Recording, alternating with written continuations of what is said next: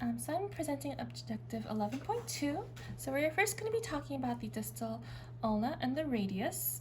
So anteriorly, there's styloid processes on each, and posteriorly, on the radius, you have the dorsal tubercle right here for the passage of the tendons of the forearm muscles.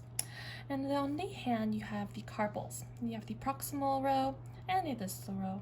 And the proximal row is made up of the scaphoid, the lunate, the triquetrum, and the pisiform. And the distal row is made up of the trapezium, the trapezoid, the capitate, and the hamate. And the hamate, as you can see, has this hook of the hamate right here that's projecting. And then we're going to be talking about the metacarpals.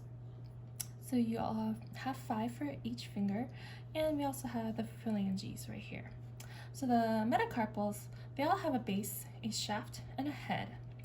And the phalanges, they have 3 types. You have the proximal, the middle, and the distal. The thumb only has proximal and a distal. It has no middle.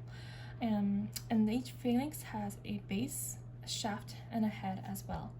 So now we're going to be talking about the joints. We have the radiocarpal joints, which are between the radius, the ulna, and the proximal carpals. So they allow for wrist flexion, extension, abduction, adduction, and circumduction. And the mid-carpal joint is between the proximal and distal rows of carpals.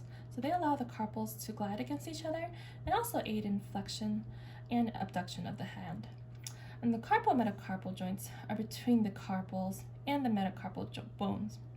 So there's 5 in total, but the carpal metacarpal joint of the thumb is the most specialized and flexible.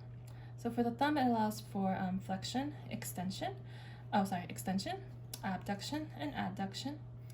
The second and third CMCs are pretty immobile, whereas the fourth is somewhat mobile for flexion and extension.